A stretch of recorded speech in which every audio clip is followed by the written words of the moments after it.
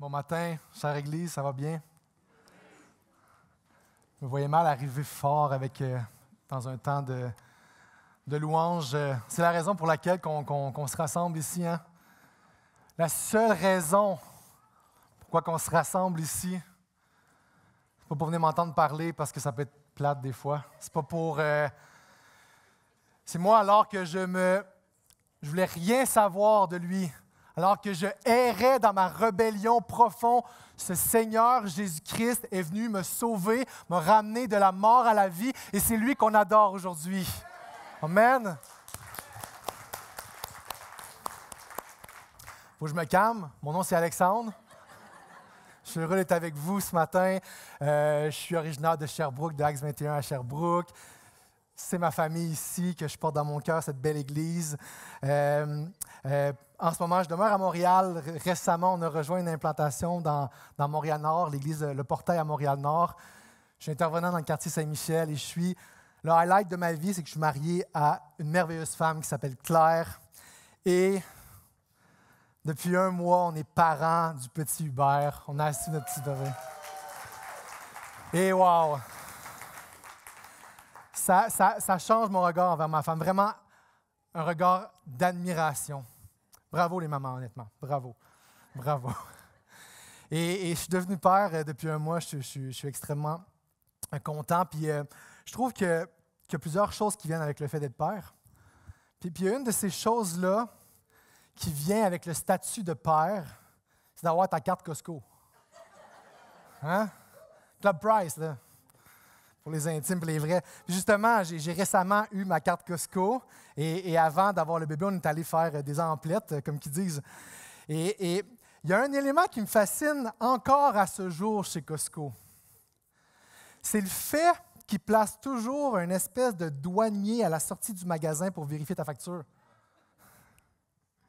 Il n'est pas resté là, avec le crayon, puis toute l'autorité que le Costco lui déverse. Parce que oui, il y a l'autorité de te revirer de bord si ta facture n'est pas correcte. Hein? Et là, moi, à chaque fois que je suis en ligne pour sortir dans ma longue expérience, je m'approche de cette douane du panier Costco. Puis il y a comme de quoi qui s'anime en moi. Il y a comme une espèce d'opposition à son autorité là, qui s'installe. Puis je me dis, voyons, prends pour qui me checker si j'ai vraiment tout payé?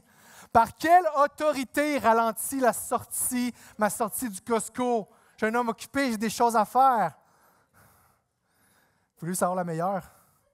C'est quand j'étais aux études, moi je travaillais au Costco puis je l'ai fait ce job-là. Fait que respect à vous si vous le faites. L'autorité, ça nous fait réagir. On a tous, à un moment ou un autre, vécu un certain malaise face à une autorité. Une espèce d'opposition, parfois même peut-être pas ici, là, mais j'ai déjà vu des gens qui ont déjà rejeté l'autorité. On a tous ce besoin de ne pas se faire dire quoi faire, qui règne en dedans de nous un peu. Puis, le dictionnaire Larousse va définir le mot autorité comme le pouvoir de décider ou de commander, d'imposer ses volontés à autrui. Ça signifie qu'une personne, une institution ou un État peut exercer sa volonté sur toi, sur moi. Je suis persuadé que les mots « pouvoir » et « imposer » en ce moment, ça fait frémir plus d'un ici.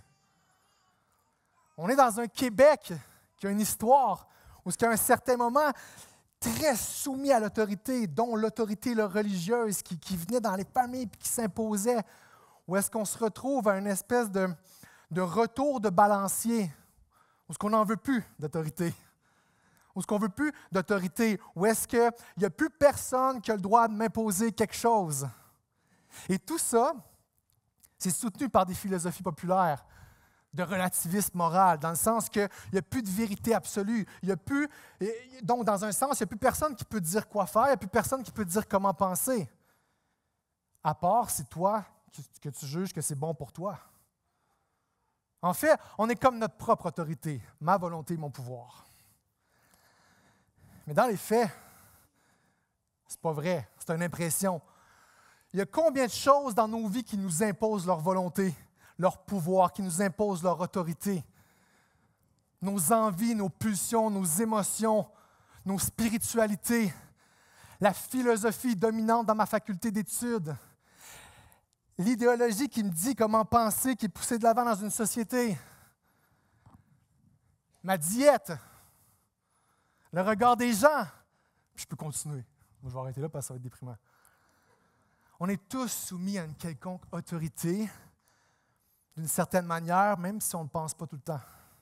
Mais en même temps, on a tous cette résistance-là face à l'autorité.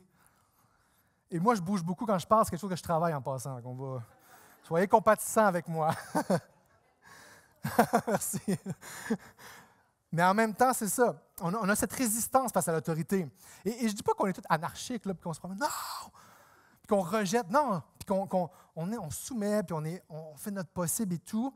Mon point ici, c'est qu'il y a quelque chose qui se passe en dedans de nous quand on se fait soumettre une volonté quelconque. Il y a comme une voix qui se dit, il se prend pour qui? Par quelle autorité il agit pour dire ça? Exemple, tu es à 20 l'hiver. Dans votre gauche pour dépasser, que tu as Honda Fit, il y a un gros camion qui arrive en arrière de toi, puis qui te colle, puis il t'impose sa volonté, il t'impose sa présence. Il se prend pour qui? Pourquoi? Quelle autorité il veut que je me tasse comme ça? Ou encore, tu es un adolescent, puis ton parent, il dit lâche ton cellulaire, regarde-moi dans les yeux quand je te parle, s'il vous plaît. Voyons, par quelle autorité il agit dans ma vie? J'en fais une dernière, OK? Parce que moi, je la trouvé drôle. Tu vas dans un festival l'été, dans un stationnement où est-ce que c'est comme un terrain, là? Voyons, un champ, merci. Je fais mon bac en théologie. Il y a un champ, puis là, tu peux te stationner, tu rentres, tu as trouvé une bonne place, puis là, il y a un bénévole avec son dossard, puis il est comme non. Puis il t'envoie dans le fond du champ parce qu'il se prend pour qui? Par quelle autorité? Right? On a cette résistance à l'autorité. Veut pas. On a un certain malaise, on a une réaction. Parfois, ça nous amène à questionner cette autorité-là, parfois, ça nous amène à la rejeter. Et je crois que cette présence-là de rapport à l'autorité va se transposer facilement dans notre relation, notre rapport avec Jésus-Christ. Et Jésus qui débarque dans nos vies, il nous demande certaines choses, de suivre sa volonté. Et si on est franc et honnête ce matin, ça se peut que parfois, il y a une voix en dedans de nous qui dit « Voyons, pour vrai, il faut vraiment que je suive ça, il faut vraiment que je t'écoute. Par quelle autorité tu agis? » Et là, vous avez vu mon titre. Mon titre du message aujourd'hui, c'est « Par quelle autorité agit-il? » On a tous cette résistance naturelle face à l'autorité de Jésus. Cette résistance, soit qu'elle nous amène parfois à questionner ce qu'il nous demande, parfois même à rejeter sa personne. Mais aujourd'hui, on va voir comment que Jésus répond à cette opposition-là et comment que d'accepter son autorité dans nos vies, qui est bonne, belle et douce, peut complètement transformer nos vies, nos églises puis nos communautés. Et je poursuis la thématique jusqu'au bout. Thématique où est-ce qu'on check, où est-ce qu'on regarde les textes bibliques juste avant la Pâque où est-ce que Jésus est allé jusqu'au bout pour nous. Et je vais être dans l'Évangile de Luc, chapitre 20. Il y a beaucoup de contenu, il y a beaucoup de choses. Je ne vais pas parler de toutes ces choses-là. La semaine passée, Simon Archambault est venu prêcher un message à Sherbrooke. Je vous encourage à aller le regarder. Super message, puis il touche beaucoup de choses que moi, je ne parlerai pas. Fait que ça peut bien se compléter.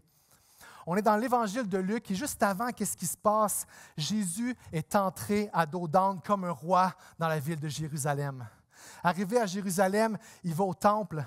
Et ce qu'il voit dans le temple, c'est que c'est du monde qui vend des choses. Et Jésus va flipper des tables. Il va dire, cette maison-là, c'est la maison de mon Père, c'est une maison de prière. Il va chasser les vendeurs du temple. Ce n'est pas un pawn shop pour les religieux. C'est une maison de prière. Et on arrive au texte qu'on va regarder aujourd'hui. Il est dans le temple de la ville. Il est en train de prêcher la bonne nouvelle de Jésus. Et Luc 20, le texte de ce matin, commence. Ce que je vais faire, c'est que je ne vais pas le lire tout le temps textuel. Je vais lire des versets clés, mais je vais expliquer souvent dans mes mots. Et le premier point, c'est l'autorité de Jésus questionnée. Alors que Jésus est en train de prêcher l'Évangile dans le temple, il y a les leaders, les chefs religieux qui arrivent et qui lui posent une question. Ils vont lui dire, « Dis-nous par quelle autorité tu fais ces choses ou qui t'a donné cette autorité? » Qui te donne le droit d'enseigner ici, Jésus? Qui te donne le droit de vider le temple comme ça? Qui te donne le droit de faire les miracles? T'agis pour qui? Tu te prends pour qui si on vulgarise comme ça? Il faut comprendre que ces prêtres-là et ces chefs religieux, dans le temps, c'est eux qui avaient la pleine autorité religieuse. C'est eux qui contrôlaient le temple. C'est eux qui contrôlaient le culte. C'est eux qui contrôlaient la louange. C'est eux qui avaient le mot à dire sur la vie spirituelle du peuple. Et là, Jésus arrive, puis il chamboule tout ça. Il chamboule leur autorité.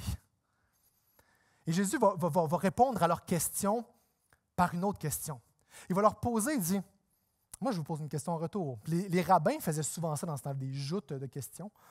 Mais Jésus a toujours le dernier mot, vous allez voir. Et là, il leur pose une question, puis il leur demande une question par rapport au baptême de Jean-Baptiste.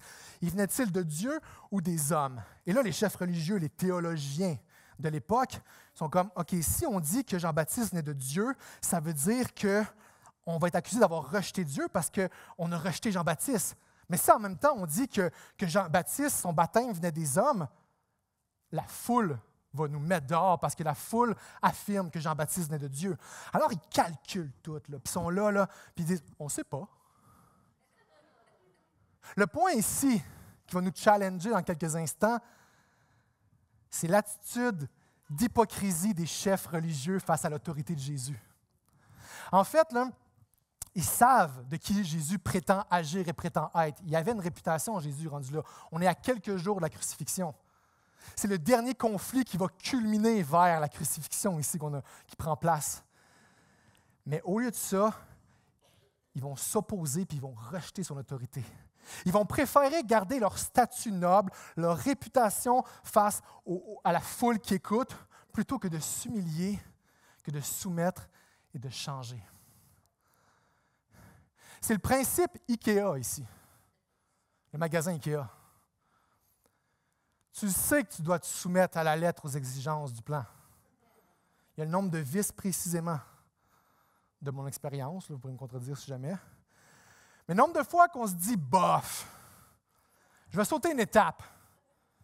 C'est pas si grave que ça, je ne suis pas obligé de me soumettre à l'autorité de ce plan-là. Là. » Fait que là, on y va, puis on saute une étape, on laisse une vis de côté, puis ça finit tout croche. Mais c'est pas grave. J'ai l'impression que je sais comment ça marche, plutôt que d'accepter, de reconnaître, d'accepter puis de me soumettre à l'autorité du plan. Principe IKEA. Et ce premier point nous amène à réfléchir à cette question-là. Comment est-ce qu'on réagit à l'autorité de Jésus et à son règne quand il débarque dans nos vies ou dans certains domaines de nos vies, dans notre petit temple?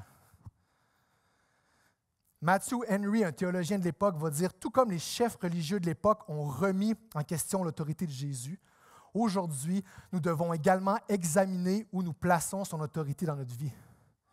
Sommes-nous prêts à accepter l'autorité de Jésus dans toutes nos décisions, nos comportements et nos relations? » Wow. C'est-à-dire de se soumettre à sa volonté à lui et non la nôtre dans tous les domaines de ma vie. Je trouve que c'est une bonne question, qui me challenge personnellement. Parce que on a une mentalité facile de « je viens à l'église le dimanche, mais le reste de la semaine, Jésus, tu n'as pas un mot à dire sur ce que je fais et comment je gère ma semaine. » On ne dit pas directement comme ça. Mais des fois, les actions parlent plus que les mots. Et en fait, quand on agit comme ça, c'est comme si on disait à Jésus, « Jésus, yes, tu m'as sauvé par grâce, ma culpabilité est apaisée, mais de quel droit, de quelle autorité tu te permets, de quelle autorité tu agis pour me dire comment gérer mon argent, comment prioriser mon temps pour ton royaume, comment vivre ma sexualité, etc. » Ou peut-être qu'on se dit, Jésus, pas de misère avec, personnage historique, grand maître spirituel qui amène l'amour et la paix, mais de me soumettre complètement à sa volonté, non. Si on est honnête avec nous-mêmes, nous devant Dieu ce matin, souvent on questionne puis on s'oppose à l'autorité de Jésus, bien souvent. Ce premier point, c'est pour nous faire réfléchir. Puis je réfléchissais, puis je crois que bien souvent, on aime les bénéfices de Jésus sans avoir à se soumettre complètement à son autorité. On aime Jésus sauveur, mais Jésus Seigneur.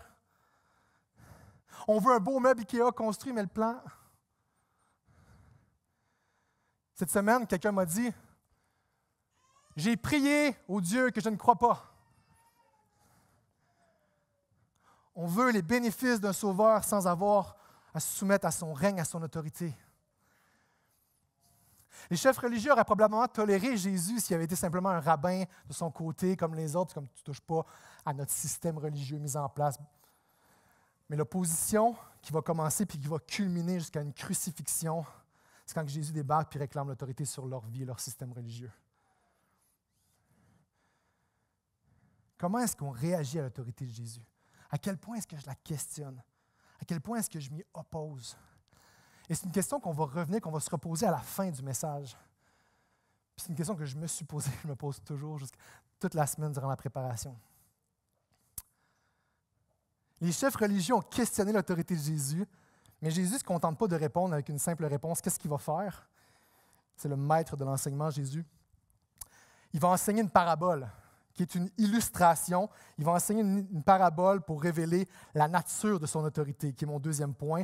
L'autorité de Jésus révélée.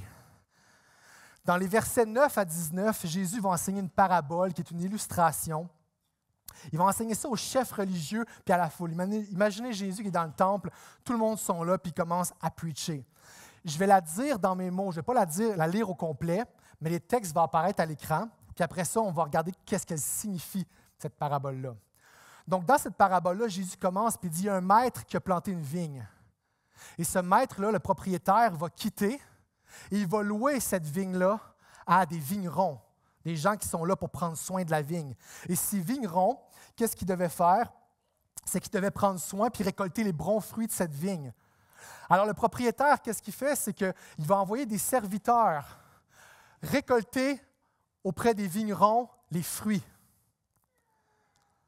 Mais quand que les vignerons voient les serviteurs du propriétaire arriver, qu'est-ce qu'ils font? Ils les battent, puis ils les renvoient les mains vides. Alors, dans la parabole que je vous enseigne, il va dire, le propriétaire, il va dire, parfait, ils ont battu, ils ont rejeté tous mes serviteurs, j'ai envoyé mon fils bien-aimé. Peut-être qu'ils l'écouteront. Et quand que les vignerons voient le fils bien-aimé du propriétaire, ils disent, hey, c'est le fils! On va le tuer, puis on va prendre son héritage. Et ce qu'ils font, c'est qu'ils le mettent en dehors de la vigne et ils le tuent. Une parabole, ça servait à choquer. Parabole, c'est une histoire qui sert à communiquer un enseignement qui est vrai. Qu'est-ce que Jésus veut dire par tous ces symboles-là? Parce que les gens, il y avait les référents dans ce temps-là. Ils comprenaient le signe de la vigne, le signe des serviteurs. Ça les impactait. Qu'est-ce qu'il voulait dire? Il faut comprendre que la vigne dans la Bible signifie le peuple de Dieu. Et le propriétaire signifie Dieu. Dieu, c'est créer un peuple. Et Dieu a choisi des vignerons qui représentent des leaders, des chefs religieux, pour prendre soin de son peuple, qui devaient apporter du bon fruit à Dieu. Et Dieu va envoyer des serviteurs. Les serviteurs font référence aux prophètes dans l'Ancien Testament. Un prophète, qu'est-ce que c'est? C'est un messager de Dieu qui est là pour enseigner la parole de Dieu puis dire « Revenez à l'Éternel ». Mais tout le long de l'Ancien Testament, les chefs du peuple et le peuple de Dieu ont rejeté les prophètes de Dieu. Pour arriver où ce que le propriétaire va décider d'envoyer son fils. Et le fils du propriétaire dans cette parabole représente Jésus. Le fils bien-aimé quand il s'est fait baptiser. Jésus est venu récolter la vigne, il est venu récolter le peuple de Dieu. Et ça, c'est la première réponse de Jésus où est-ce qu'il révèle par quelle autorité il agit. Jésus, ce n'est pas un autre serviteur comme un autre. Ce n'est pas un autre prophète qui vient annoncer la parole de Dieu. Jésus est la parole de Dieu incarnée, venu l'accomplir complètement. Il est le Fils de Dieu. Il est divin. Et un des principes dans la Bible, c'est que Dieu ne change pas. Il est encore ce Dieu aujourd'hui même. Il est Fils de Dieu divin. Première révélation de son autorité. Mais encore plus que ça, Jésus, qui fait cette parabole-là aux chefs religieux, il est en train d'annoncer puis de décrire sa mort qui va survenir dans quelques jours. Tout comme le fils du propriétaire de la vigne, il a été mis en dehors de la vigne et tué. Dans quelques jours, alors que Jésus se trouve dans Jérusalem, il sera pris par les autorités en place, mis en dehors de la ville de Jérusalem et crucifié. Et en annonçant ça, Jésus, qu'est-ce qu'il fait? Jésus révèle que c'est lui qui a autorité sur sa mort et sa crucifixion. Il dit, vous voyez, vous pensez, vous allez vous réjouir de victoire le jour où vous allez me crucifier, mais c'est moi qui ai décidé, parce que je suis Dieu. Et vous voyez, c'est déjà prévu d'avance. Je connais par quoi je dois passer et je viens volontairement ici me livrer à Jérusalem parce que je veux sauver mon peuple. Ce n'est pas vous qui avez autorité sur ma vie, c'est moi qui ai autorité sur ma mort et ma vie pour sauver mon peuple. Wow! En rejetant le Fils, ils ont rejeté la plus grande expression d'amour du propriétaire qui est Dieu le Père. Et face à cette première révélation, puis je prie que le Saint-Esprit convainque nos cœurs, nous rende en amour devant ce Jésus, face à cette première révélation que Jésus est Dieu venu mourir pour son peuple, pour le sauver, ça devrait déjà orienter notre attitude face à Jésus en ce moment même. Cette révélation-là. Tu réalises qu'il est Dieu. Tu peux avoir une relation avec ce Créateur. Dans les semaines qui viennent de passer, j'étais allé dans un café pour travailler mon message. Puis, j'étais à côté d'un homme qui parlait vraiment fort. Il était sur FaceTime, là, pas d'écouteurs. Ça devrait être interdit. Puis, il parlait fort. Puis là, moi, en dedans de moi, j'ai commencé à me dire, voyons, qui se prend? Qu'est-ce qu'il fait là? Moi, je suis un homme de Dieu, je travaille la parole de Dieu, puis là, lui, il me dérange. Il parlait vraiment fort, puis je le jugeais, c'est comme de quel droit il s'impose à moi en ce moment. Mais peu de temps après, j'ai réalisé que c'était le propriétaire du café, puis en fait, de tous les cafés de cette chaîne-là dans Montréal. Pas mal plus lui qui avait rapport que moi. Mon attitude. Quand son identité de propriétaire a été révélée à mes yeux, en plus, il était super gentil avec les employés. Vraiment, là, je me sentais mal un peu. Moi, je travaillais ma parole de Dieu. Je suis comme, oh boy. Puis, son identité révélée, ça a changé ma façon de le voir, veut pas. Je me suis dit, ouais, lui, il peut faire ce qu'il veut. Il est le propriétaire ici. Moi, je suis juste de passage. Jésus nous révèle en ce moment qu'il est Dieu, mon ami.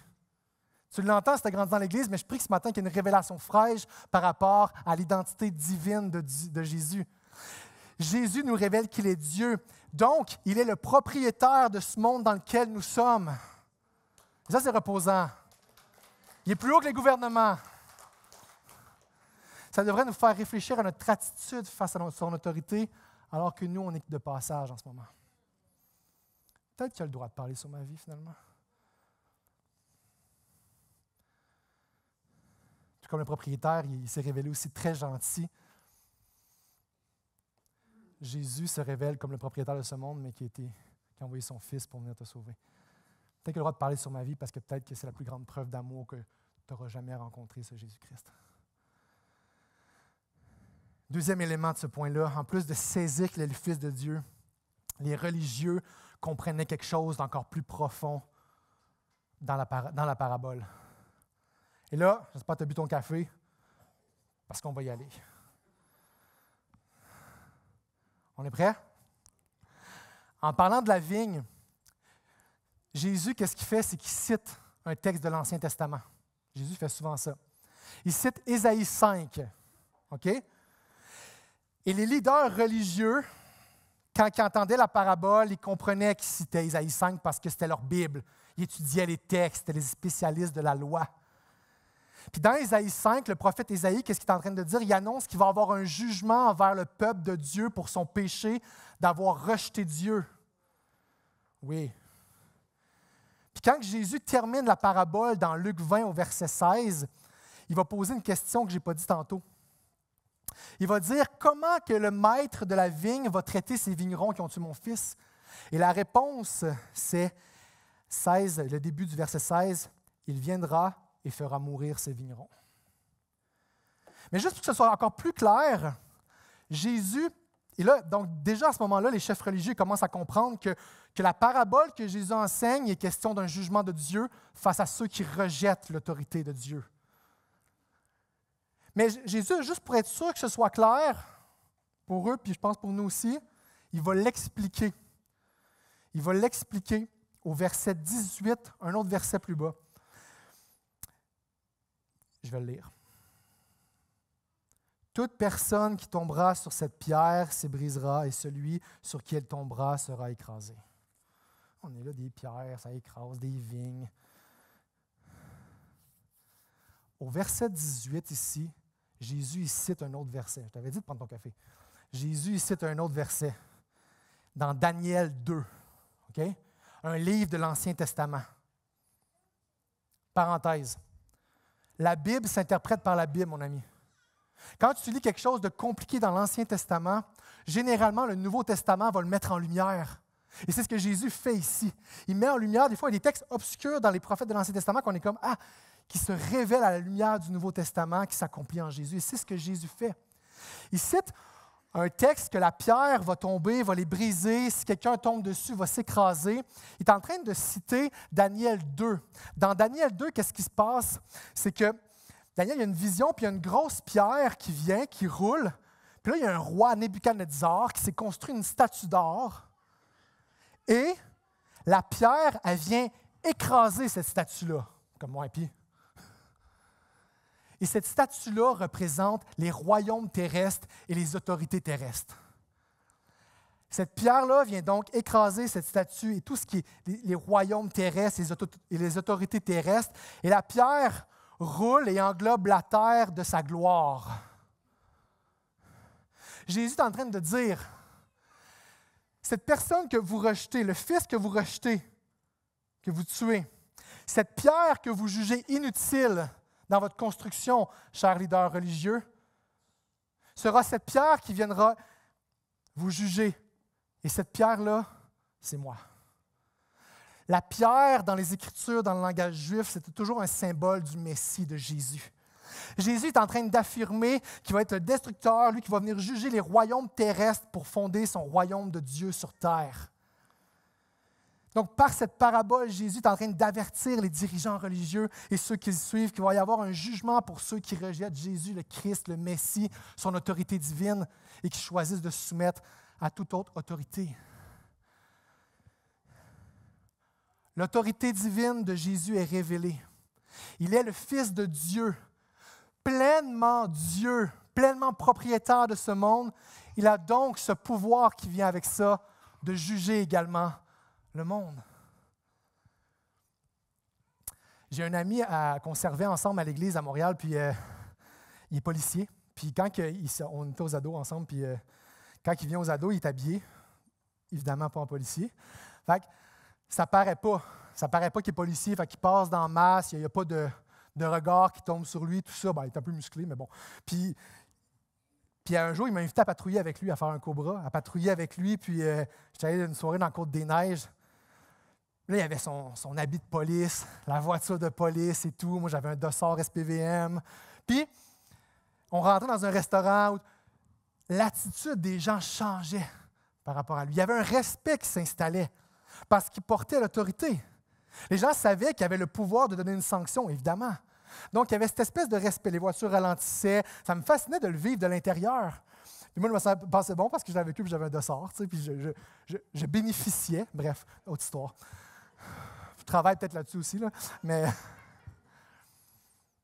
les gens le craignaient, ils le respectaient parce qu'il y avait ce statut, cette autorité-là. Cette ville, ce quartier-là était sous sa juridiction, il pouvait appliquer la loi et donner sanction. Ce monde est sous la juridiction de Dieu parce que c'est lui qui l'a créé. Ça lui appartient. Et comme mon ami revêtait l'uniforme de police puis il avait l'autorité d'appliquer la sanction, Jésus portait la pleine autorité de Dieu, 100% Dieu, 100% homme. Il a donc la pleine autorité d'exercer un jugement envers ceux qui rejettent son nom. Il y a un message très clair encore pour nous aujourd'hui. Jésus donne cet avertissement aussi ce matin à ceux et celles qui rejettent, qui l'entendent, qui rejettent Jésus comme seul moyen d'avoir la vie éternelle. Il dit qu'il y a un jugement qui est placé, qu'il y a une mort éternelle, il parle même d'enfer. Puis ça, c'est pas populaire de parler de jugement et d'enfer, puis je viens de parler des deux en même temps. Mais c'est vrai, je serais un mauvais prédicateur, je ne te le parlerai pas.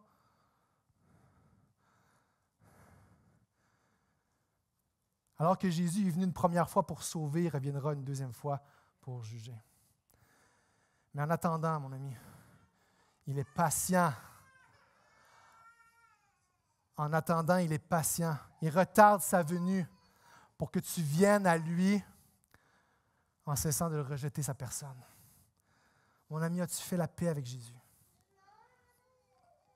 Chrétiens, frères, sœurs, ce point-là, c'est également un encouragement par rapport à la crainte de Dieu. La crainte de Dieu, pas dans le sens que j'ai peur de lui, puis un respect, une révérence. Nous servons un Jésus grand et puissant, pas juste un bon chum qu'on traite. Son autorité et son pouvoir de jugement devraient susciter en nous un respect envers sa personne et un désir de le suivre, de se soumettre parce qu'on sait qu'il est grand, ô combien il est grand.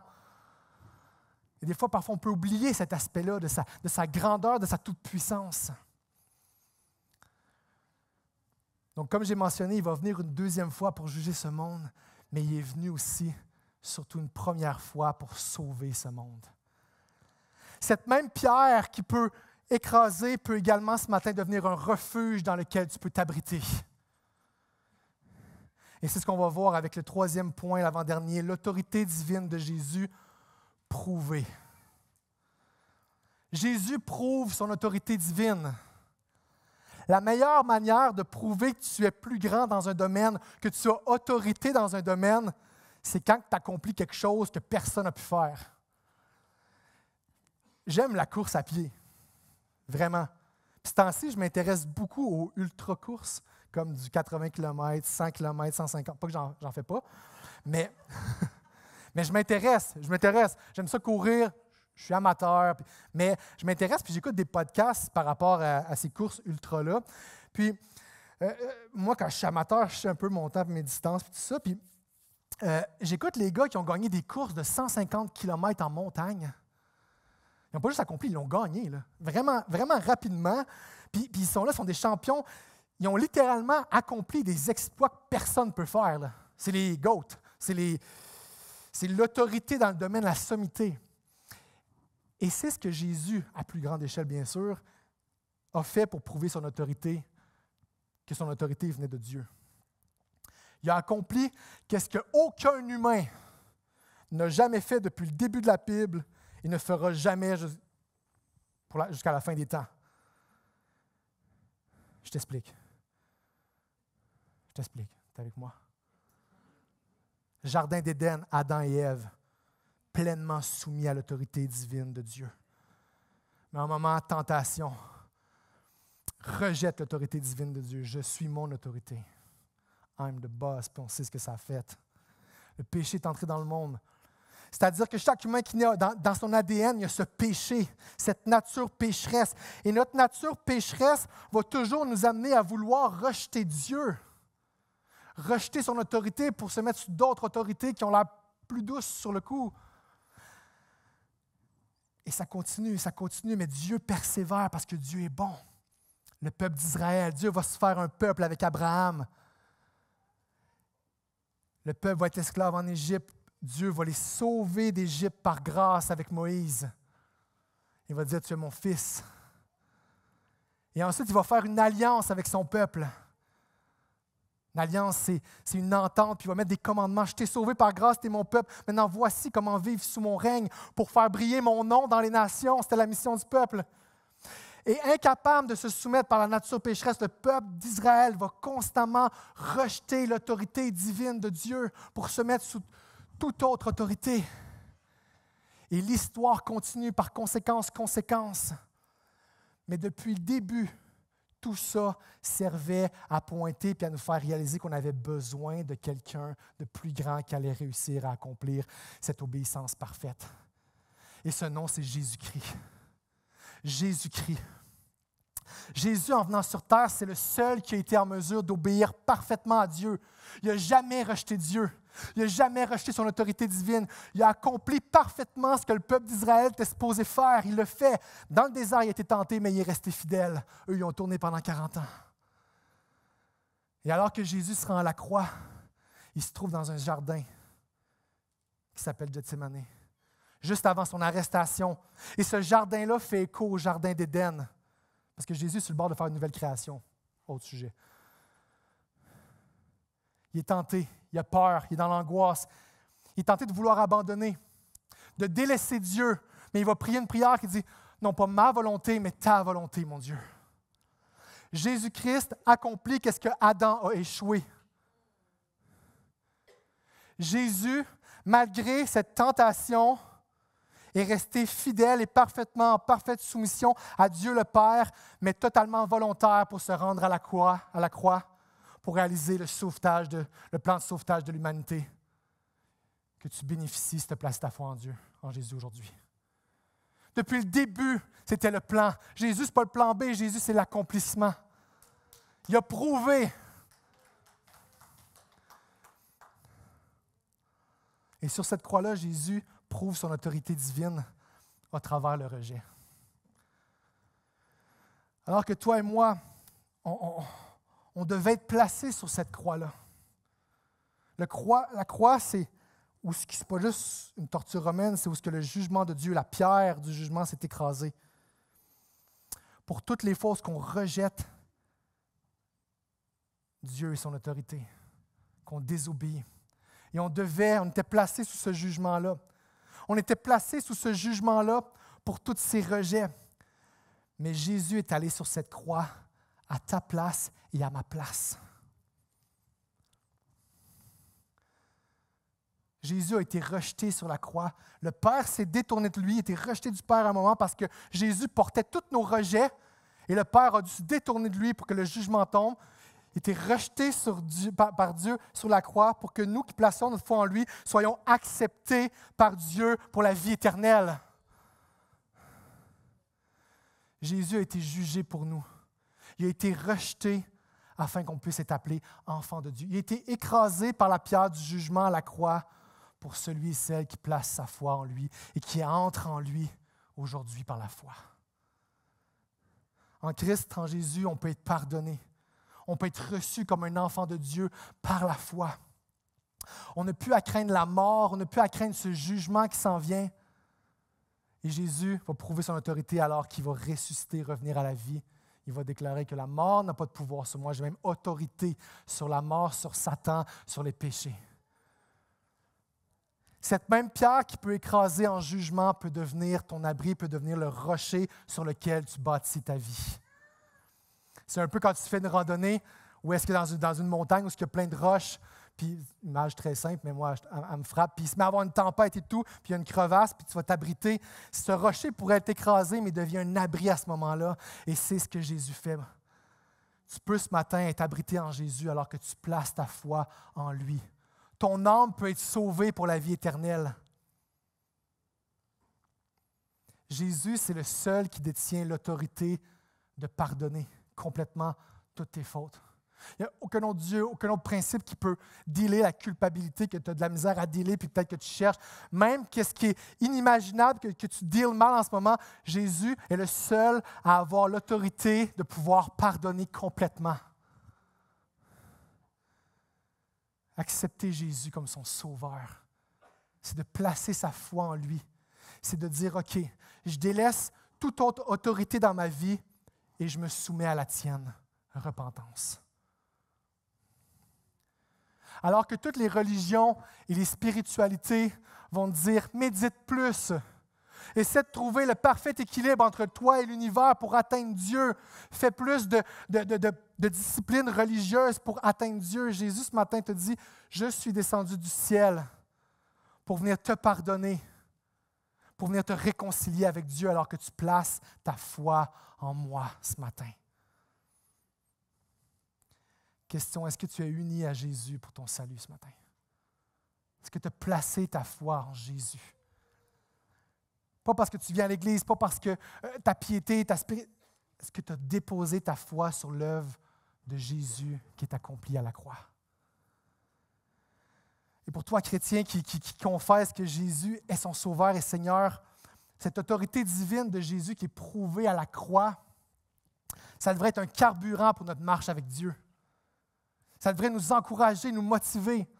Ce sauvetage éternel, ce sauvetage où est-ce qu'on méritait ce jugement, mais que Jésus a pris notre place, ça devrait tellement nous émerveiller puis nous rendre amoureux de lui. Moi, quelqu'un qui me sauve la vie, après ça, j'ai comme un rapport assez respectueux envers.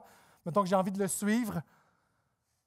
Réalises-tu que c'est ce que Jésus a fait dans ta vie à un moment que peut-être tu le rejetais, que tu ne voulais rien savoir de lui, que peu importe, il est venu te sauver, prendre ton âme et le ramener à la vie, ça devrait nous émerveiller et de nous encourager à vouloir marcher pour lui.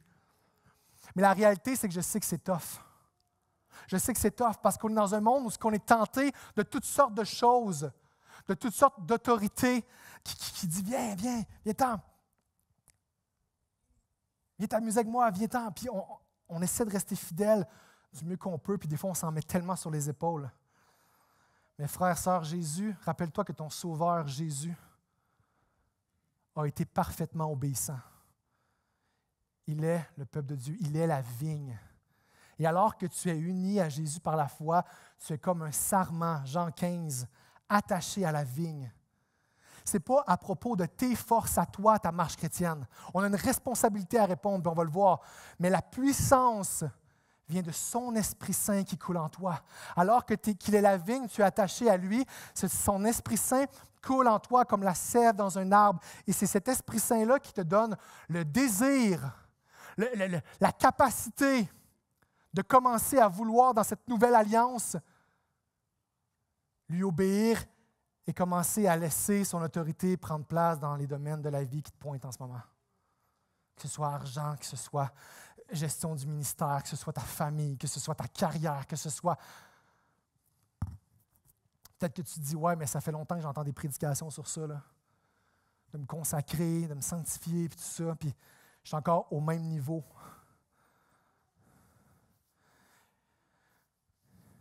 Cette semaine, j'ai lutté, là, puis je vais être franc avec vous, j'ai lutté avec l'anxiété de performance. Là. Puis il y a trois, pour commencer à laisser Dieu venir faire autorité dans un domaine de notre vie, il y a trois choses qui m'ont parlé. C'est parole, prière, communauté. C'est pratique, là, qu'est-ce qu'on va parler. Et je luttais avec la performance puis pour ce message. Qu'est-ce que les gens vont penser de moi? Puis j'étais dans le stress, puis c'était pas sain. Et ce qui s'est passé, c'est que je commençais à aller lire dans la parole de Dieu puis à faire « Qu'est-ce que tu dis par rapport à mon besoin d'approbation? » Tu es parfaitement aimé en Jésus-Christ. Et là, tu lis des versets par rapport au sujet. Peut-être que c'est la famille pour toi, peut-être que c'est l'argent pour toi, peut-être que c'est la sexualité. Ouvre la Bible. Qu'est-ce que la Bible dit? Qu'est-ce que Jésus dit? Qu'est-ce que l'autorité que la parole dit par rapport à ce sujet-là dans la Bible? Et alors que parfois on la lit puis ça nous confronte, puis on est comme « Mais je ne suis pas capable. » Par nos forces, non. Mais c'est là que dans la prière, parce que la parole de Dieu, c'est l'esprit de vie. Hein. L'Esprit Saint, ce n'est pas un livre comme un autre. L'Esprit Saint parle la parole de Dieu puis il l'applique à ton cœur. Médite-la jour et nuit. Et alors qu'on prie, je priais, Seigneur Jésus, aide-moi. Aide-moi à changer. Aide-moi à ce que je m'abandonne à ton autorité par rapport à ce sujet-là. J'ai de la misère avec l'obéissance, Seigneur Jésus. Je ne comprends pas. Je suis un rebelle, tout ça. Viens changer mon cœur. Apprends-moi à t'aimer, apprends-moi à t'obéir. Et ensuite, d'en parler. C'est un exemple en passant. Ne priez pas ces mots-là comme ça. Là, mais puis d'en parler à quelqu'un, à la communauté, à ta femme, à tes amis, ta famille, ton église. Parole, prière, communauté. Quel domaine de ma vie ce matin je décide de lui laisser avoir autorité? Que je décide de construire maintenant, aujourd'hui, cette partie de ma vie sur le rocher qui est Jésus-Christ. Que je m'engage là, ce matin à faire, OK, ce sujet-là, je garde le contrôle, je suis soumis à toutes sortes d'autres choses. Puis souvent, quand on va rejeter l'autorité de Jésus, c'est parce qu'on pense qu'il y a d'autres sortes d'autorités, d'autres qui prennent plus soin de nous que Jésus même. Juste de retourner à la parole et de faire, OK, ce sujet-là, par rapport à ma famille, par rapport à l'argent, par rapport à... Qu'est-ce que tu dis par rapport à ça? Seigneur Jésus, puis te mettre en prière, puis d'en parler avec quelqu'un. Et le dernier point, je vais faire vite. Alors que Jésus révèle son autorité divine en étant le Fils de Dieu, envoyé pour sauver son peuple, et qui prouve qu'il a l'autorité, qu'il est le seul qui peut te pardonner complètement, qu'il est le seul qui peut te réconcilier avec Dieu. Jésus va révéler, Jésus va établir son autorité divine. Et je vais être court pour ce point-là. L'autorité divine de Jésus établie. Je peux inviter mes amis les musiciens à venir tranquillement. Mais commence à s'installer, là. Ça fait un petit bout que je parle, le temps me rattrape, je suis désolé. La fin du verset 16 de la parabole, Jésus dit, et je vais le lire. Bon. Maintenant, que leur fera donc le maître? Il viendra, fera mourir ses vignerons, et il donnera la vigne à d'autres. Et au verset 17, Jésus va expliquer ce verset-là en disant, c'est la pierre que les constructeurs ont rejetée, qui est devenue la pierre principale, celle de l'angle. Les chefs religieux rejettent Jésus comme étant un caillou inutile dans leur système religieux. Mais depuis toujours, Dieu a prévu d'élever Jésus-Christ comme la pierre principale. Ce qui fait référence à la pierre qui maintient debout le temple. Ce qui veut dire que Jésus, c'est le fondement et la construction du peuple de Dieu, du royaume de Dieu. Ce qui veut dire Jésus instaure une nouvelle alliance. Alors que la vigne est donnée à un autre, il instaure une nouvelle ère. Auparavant, le peuple de Dieu était juif et maintenant, accompli en Jésus, le peuple de Dieu est constitué de personnes de toutes nations, vous et moi. Appuyez sur Jésus, notre bon pasteur Jésus. Jésus, c'est la vigne. Et tous ceux qui placent leur foi en lui sont greffés à lui et deviennent le peuple de Dieu. Alors rejeté par les religieux, il est devenu le fondement de l'Église. L'Église prend courage. Des fois, c'est trouble dans ce qu'on peut voir. Mais l'Église prend courage. Les portes de l'enfer ne prévaudront pas sur l'Église. L'Église n'appartient pas à l'État. L'Église n'appartient pas à des hommes. L'Église n'appartient pas à des pasteurs humains. L'Église est fondée sur le rocher qui est Jésus-Christ. Savez-vous quoi? Alors qu'il vient nous sauver ici et là des personnes imparfaites qui marchent, qui essaient de marcher et de plaire à Dieu, de se soumettre à son autorité du mieux qu'il peut, mais qui sont tellement imparfaits,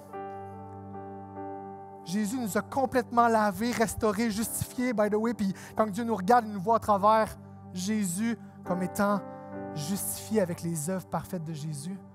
Mais Jésus a également choisi d'utiliser des chrétiens comme nous. Jésus établit son règne sur terre aujourd'hui par ce nouveau peuple. Ces chrétiens, toi et moi, qui sont régénérés par le Saint-Esprit, qui sont unis à Jésus et qui propagent par leur comportement, alors qu'on essaie de se soumettre à l'autorité de Jésus dans nos vies, le règne brille de Jésus.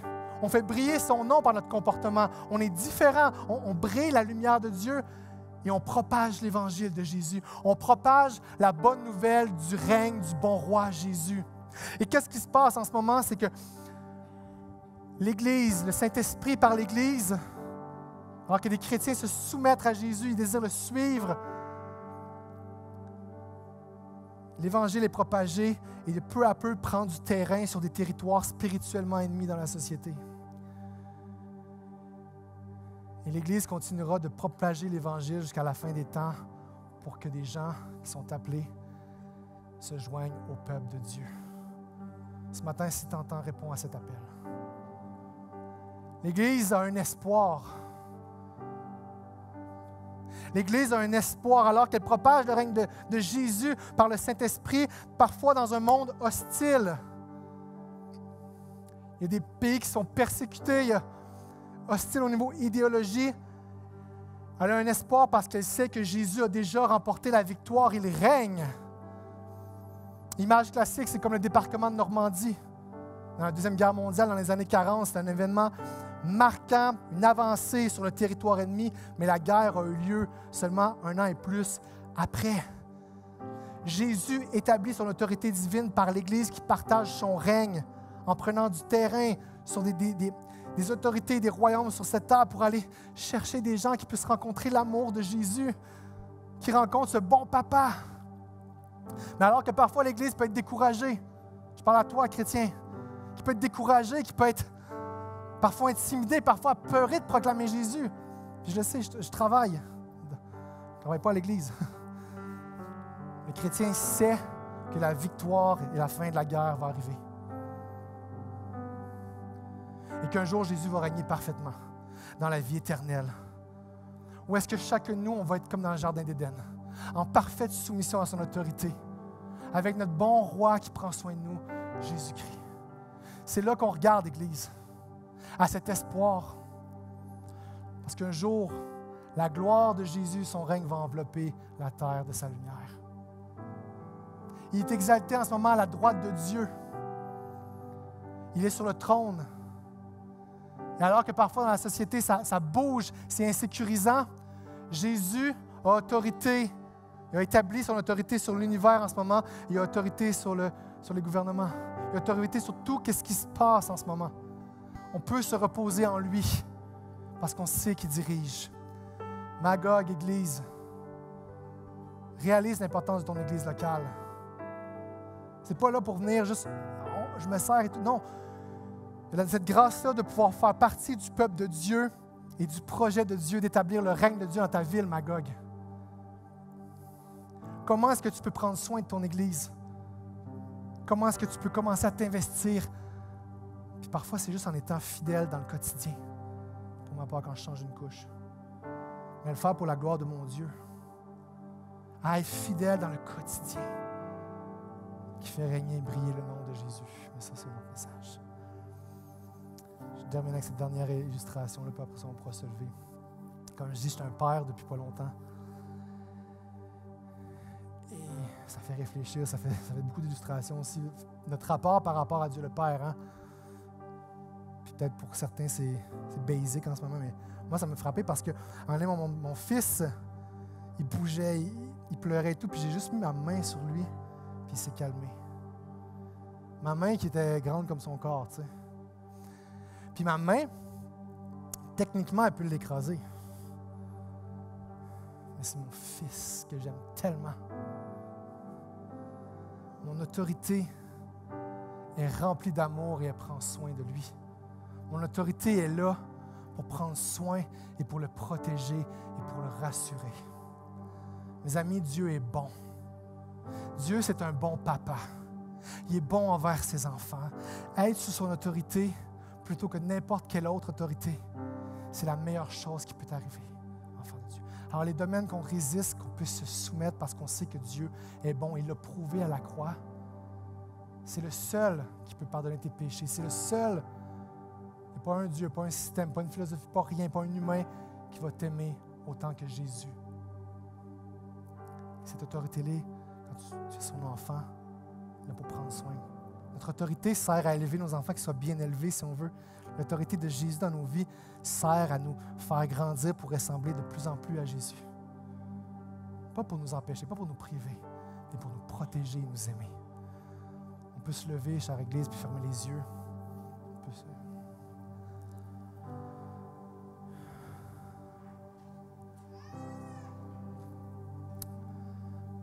Juste d'être les yeux fermés dans une attitude de prière, que le Saint-Esprit puisse parler à nos cœurs ce matin. J'ai posé 2-3 questions. On appelle ça un appel. Comment on répond à un message qu'on entend? Parce qu'on a une responsabilité de répondre. Que le Saint-Esprit puisse mettre des gens sur conviction ce matin. Et après ça, je vais prier, puis on va aller en louange. Comment est-ce qu'on réagit face à l'autorité de Jésus? Alors que parfois elle est questionnée, mais à quel point il nous l'a révélé, prouvé et qu'il l'établit dans nos vies, dans nos églises, dans la société. Toi qui se dis chrétien, qui confesse que Jésus est Seigneur et Sauveur, quel domaine ce matin je suis sous conviction, que le Saint-Esprit me convainc, que je m'engage à lui soumettre, à me soumettre à son autorité dans ce domaine-là. Pas sous culpabilité, pas par condamnation, non. Il a tout pris à la croix, il n'y a plus de condamnation pour celui qui est en Jésus-Christ, Romains 8, 1. Mais simplement parce qu'on veut suivre notre bon papa, qui est la meilleure autorité, lui qui est mort pour moi. Quel domaine ce matin? Je m'engage à chercher dans la parole, à prier, à en parler. Quelle action concrète je peux faire cette semaine pour mon Église et étendre le règne de Christ autour de moi? Est-ce que c'est de prendre du temps avec quelqu'un puis ouvrir la Bible? Pour terminer, si tu ne reconnais pas que Jésus est ton sauveur, si tu es en recherche, en questionnement, il y a plein de gens qui peuvent répondre à tes questions, des bénévoles, des pasteurs.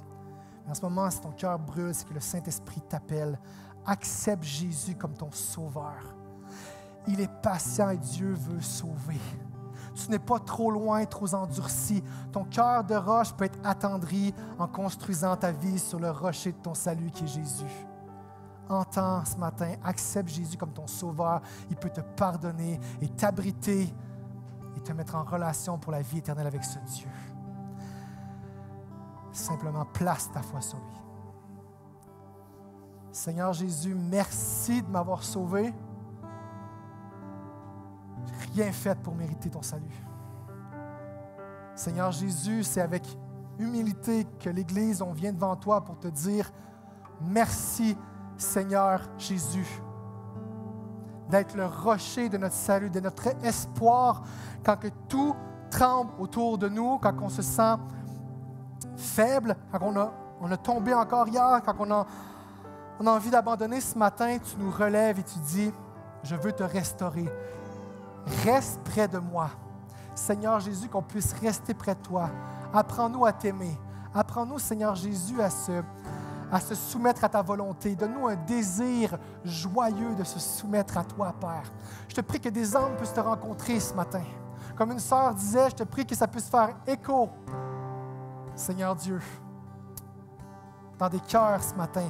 Saint-Esprit, je te prie de nous mettre sous conviction, de nous rappeler combien tu nous aimes et qu'on puisse désirer vivre pour ta gloire parce qu'on t'aime, parce qu'on est émerveillé de ce que tu as fait à la croix.